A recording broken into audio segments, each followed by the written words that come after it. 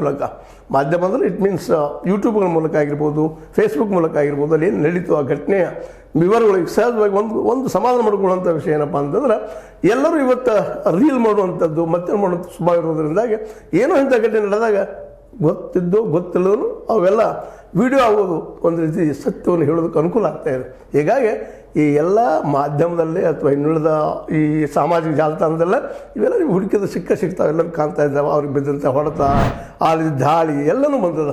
ಒಟ್ಟಾರೆಯಾಗಿ ಇದನ್ನೆಲ್ಲ ನೋಡಿದಾಗ ಮತ್ತು ಇನ್ನೂ ಒಂದು ಈಗ ನಿಮ್ಗೆ ಹೇಳಿದಂಗೆ ಈ 3 ಜನರ ಇಲ್ಲೇನು FIR ಇದ್ದಾರೆ ಇವರು ಬೇರೆ, ಮತ್ತು ಮಾಧ್ಯಮದಲ್ಲಿ ಬರುತ್ತಿರುವಂಥ ಹೆಸರುಗಳು ಸುರೇಶ್ ಸಣದಿಯನ್ ಮತ್ತು ಭೀಮಗೌಡ ಪಾಟೀಲ್ ಅಂತೇಳಿ ಇವರು ಕಾಂಟ್ರಾಕ್ಟ್ದಾರರು ಅಂತೇಳಿ ಆರೋಪವನ್ನು ಗಿಡ್ಡವ್ರು ಮಾಡ್ತಾ ಇದ್ದಾರೆ.